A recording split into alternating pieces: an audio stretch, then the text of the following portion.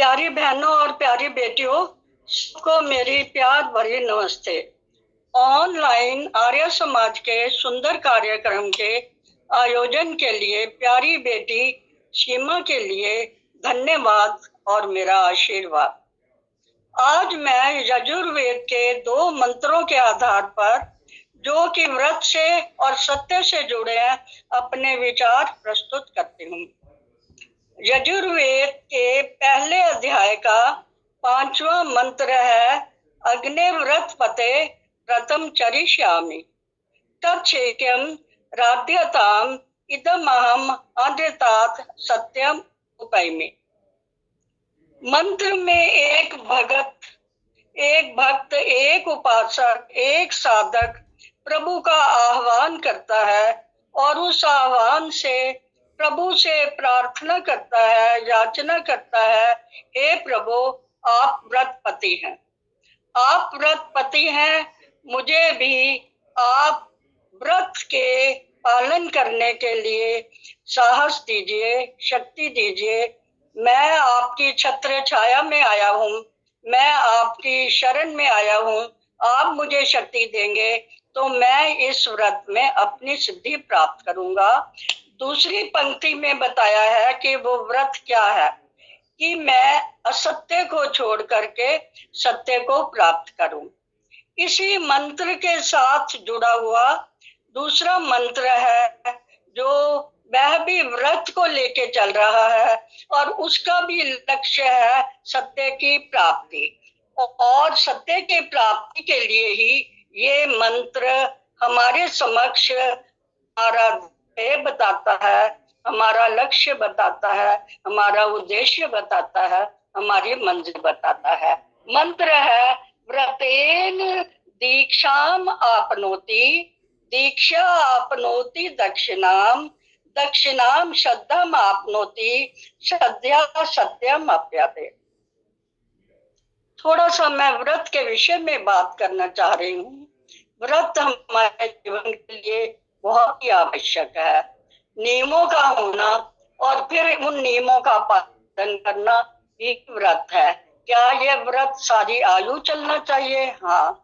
छोटी सी घटना है, कबीरदास जी बैठे हुए थे, तभी उनका एक भक्त आया और आकर के कहता है कि महाराज, इतनी लंबी उम्र हो गई, मैं प्रभु की उपासना कर रहा हूँ, सत्संग कर रहा हूँ, क्या आज भी आवश्यक है? आगे कबीरदास बिना बोले सामने एक गाय जो कि लोहे के खूंटे के साथ बंधी हुई थी, उसकी तरफ इशारा करके कहते हैं, जरा इसकी तरफ देखो। अर्थात इतना लंबा समय खूंटे के साथ बंधे रहने के बाद भी यदि आज भी मैं इसे खूंटे से छोड़ दूंगा तो ये सींग मारने शुरू कर देंगी। इसी प्रकार ही अवस्था हमारे मन की है। इस मन को सदा सदा सत्संग के साथ, स्वाध्याय के साथ, यज्ञ के साथ, आदि के साथ जुड़ा रखना अति आवश्यक है। आवश्यक इसलिए है क्योंकि ये मन, इसको हमेशा ही हमें लोहे के उस के समान इसे बंद रखना पड़ता है। अभी मुझे कठोपनिषद के वो लाइनें याद आ गई हैं जिसमें मांगा गया है कि हम व्रतधारी बने। उत्तिष्ठत जागृत प्राप्य वरा निबोधत, शूरस्य धारा दुरत्या निश्चया कव्यो वदंती। कि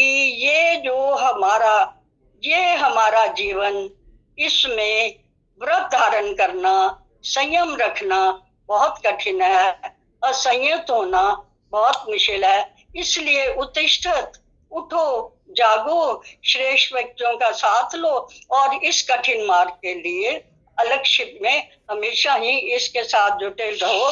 और इसके लिए जो मार्ग बताया है, लक्ष्य की ओर बढ़ते जाओ और इसके लिए हमेशा लक्ष्य के साथ जुड़े रहो।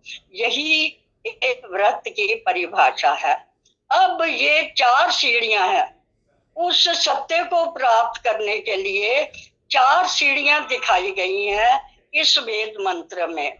और जो लक्ष्य है वो तो सत्य है, सत्यम आप्यते, और सत्यम आप्यते, उस लक्ष्य को प्राप्ति के लिए हमें क्या करना है कि चारों सीढ़ियों को क्रॉस करना है।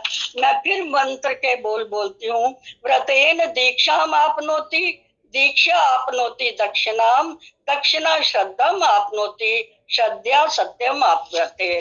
4 सीढ़ियों में चलते चलते हमें ध्यान ये रखना है कि मेरा मुख्य लक्ष्य सत्य की प्राप्ति है। व्रत के विषय में हमें ये है, हमने पहली सीढ़ी है वह है व्रत। उससे हम अपने आप को नियमों में बांधे, अपने नियम बनाए। दूसरी जो है स्थिति वह है दीक्षा। दीक्षा का अर्थ है योग्यता को प्राप्त करना। दीक्षा का अर्थ है कि हमें अपने अंदर इसी सत्य के साथ जुड़ी हुई योग्यता को पाना है। यदि आश्रमों की ओर देखें तो ब्रह्मचर्य आश्रम का अर्थ ही यही है। ब्रह्मचर्य आश्रम का अर्थ ये है कि हम योग्यता पाए। हम भली प्रकार परिचित हैं दीक्षा शब्द से, क्योंकि जब हम ग्रेजुएशन या पोस्ट ग्रेजुएशन डिग्री पाते हैं तो यही कहा जाता है दीक्षांत समारोह की योग्यता हासिल कर ली है। तीसरी सीढ़ी है दक्षिणा। जब योग्यता हासिल कर ली है, हमारे पास दक्षता आ गई है, तो अब उससे जैसे हमारे व्यावहारिक जीवन में हम क्या करेंगे, व्यापार करेंगे या हम नौकरी लेंगे, हमारी प्रशंसा होगी चारों ओर और हमारी कीर्ति बढ़ेगी। उसी प्रकार सत्य की प्राप्ति के बाद हमें इन चीजों का अधिक से अधिक हमारा गहराई में इनका प्रवेश होगा। और यदि मैं इसी को गृहस्थ के साथ जोड़ूं तो ये जीवन त्याग में होगा। ये जीवन जो है ये देने के लिए होगा, दानशील होगा। तो दक्षिणा का अर्थ है दान देना और दान से प्रशंसा की प्राप्ति करना। अभी हमने 3 सीढ़ियों के बारे में बात कर ली है। जब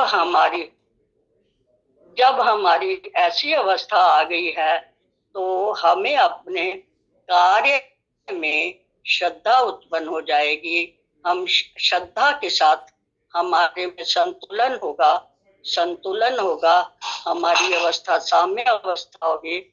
श्रद्धा शब्द का अर्थ है श्रद्ध जमा धा, सत्य से जुड़ना।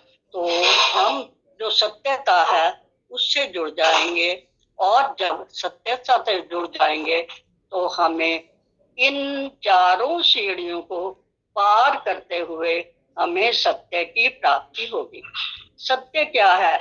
एक तो जीवन में, आचरण में सच्चाई का होना, और दूसरा सत्य प्रभु सत्य स्वरूप है, सत्य की प्राप्ति होना। अंत में मैं ऋषि दयानंद के शब्दों को ही दोहराऊंगी, जहाँ की उन्होंने कहा कि यदि मेरी अंगुलियों पर रुई बांध करके भी जला दो तब भी मैं सत्य ही कहूंगा और सत्य के अतिरिक्त कुछ नहीं कहूंगा।